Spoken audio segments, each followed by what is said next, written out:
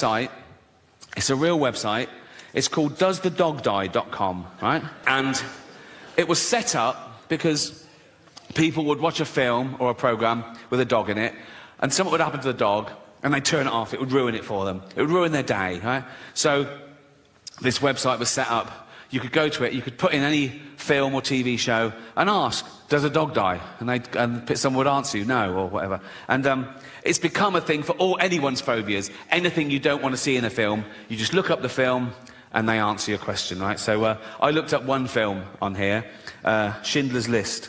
Absolutely real. Schindler's List, doesthedogdie.com. Right? First question, does a dog die? No. Does a cat die? No.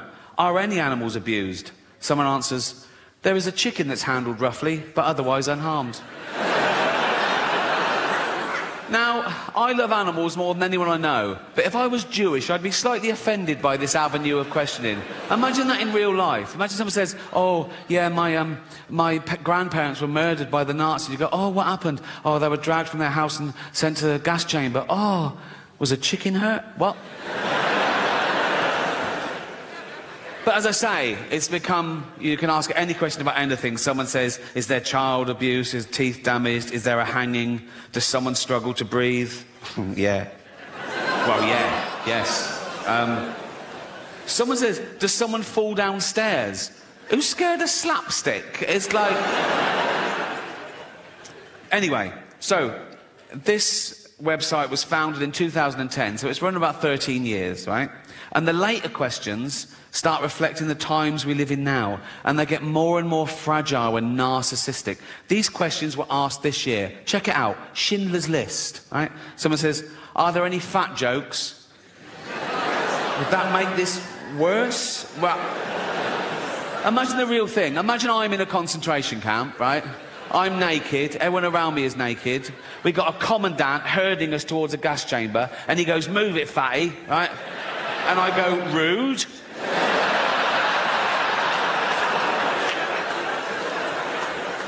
No, that has ruined the whole experience, if I'm honest.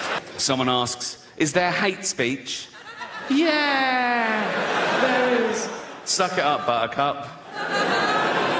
Are there any man in a dress jokes? Very few jokes. If you come to this film for a giggle, you're going to be very disappointed. But this one takes the biscuit for me. Remember, this is a movie set in the 1940s about arguably the worst atrocity in civilised human history. Check this out. Is someone misgendered?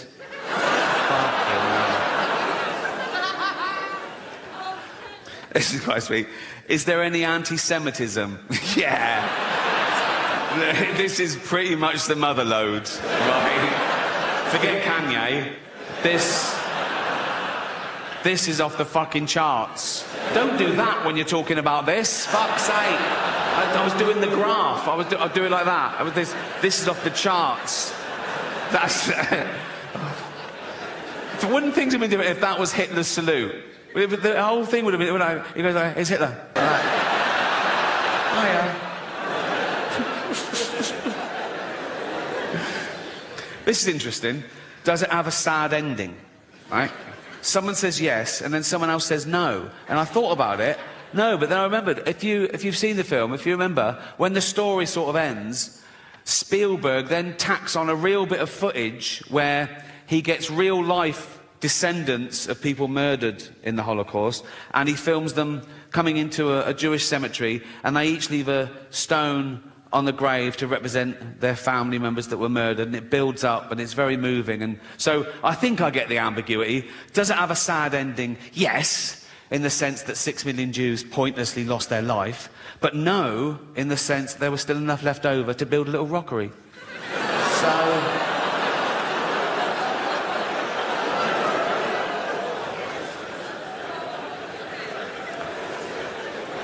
I asked one question myself on this. Is James Corden in it?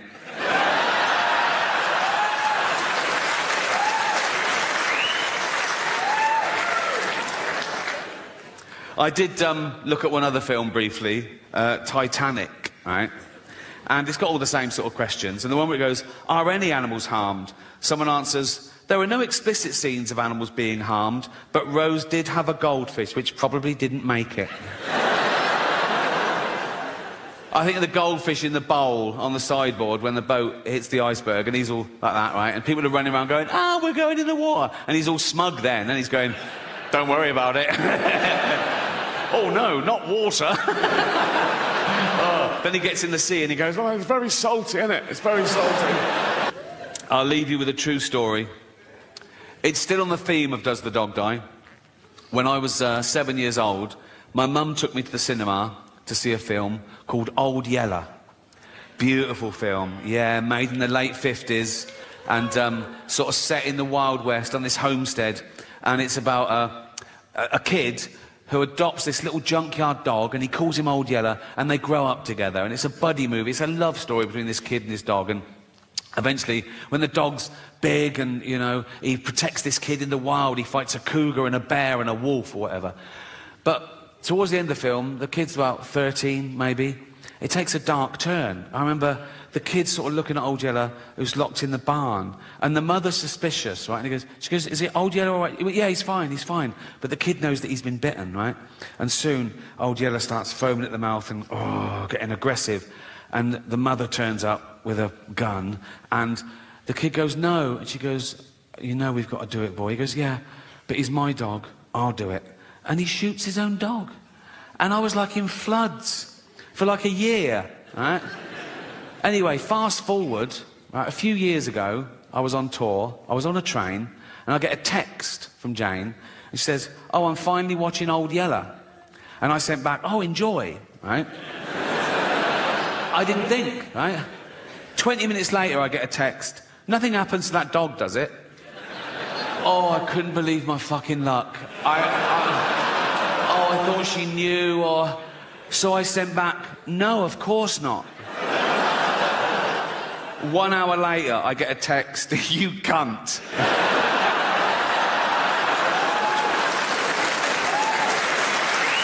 Thank you. Thank you. Thank you. Thank you very much. Cheers.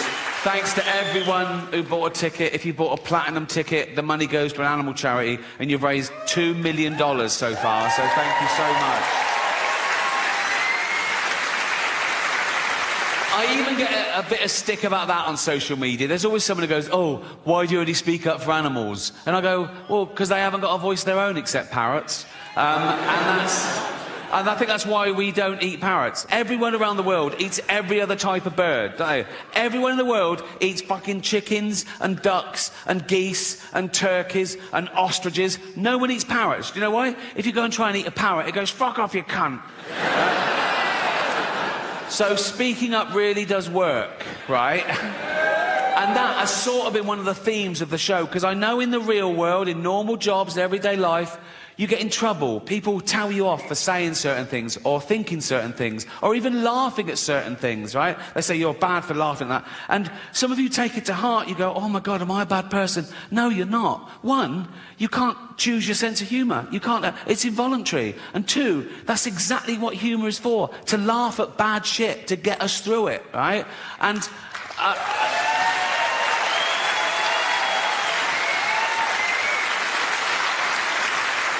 And we've established you can't even choose your own thoughts. How often have you been on a train station and you've suddenly thought, "What if I just pushed that bloke?" And then you go, "Why have I thought that? Am I a psychopath?" No, you're not. You're the opposite. You're a safe pair of hands. You're testing yourself. You're reminding yourself how terrible that would be. You're a good person, right? I don't get that one. What I get is I'm talking to a really sweet old lady, and I suddenly start thinking, what if I just spat in her face now? Why would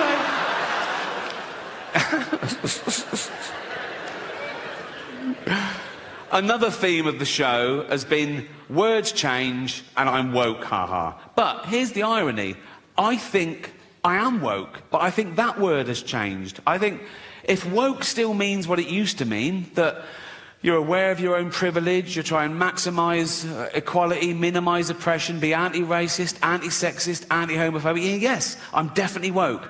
If woke now means being a puritanical, authoritarian bully who gets people fired for an honest opinion or even a fact, then no, I'm not woke. Fuck that.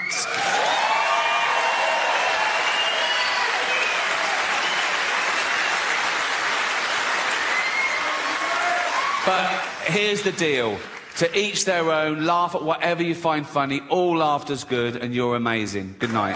Hello. How you doing? Great. Thank you. Wow. Oh, calm down. Shut the fuck up. Thank you. What a lovely welcome. Just for that, I'm going to try my hardest tonight. I know what you're thinking. You're thinking, Rick, relax. We've already had our money's worth just seeing you. What? You're a legend. Shut up. Why is he? Huh? I'm not a god. Why is I'm just an ordinary guy, you know, going around talking to people. Sort of like Jesus. In a way, but better.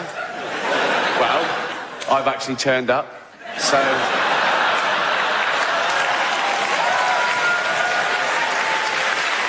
Thank you, and welcome to my new show, Humanity. I don't know why I called it that. I'm not a big fan. I prefer dogs, obviously. Dogs are better people than people, aren't they? They're amazing dogs.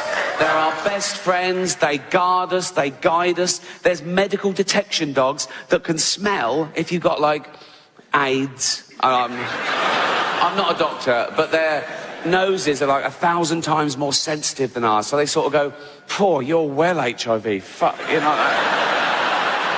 And you go, "You can smell AIDS on someone." Yeah. Then why didn't you smell it on the bloke I brought home last night then, you fucking idiot?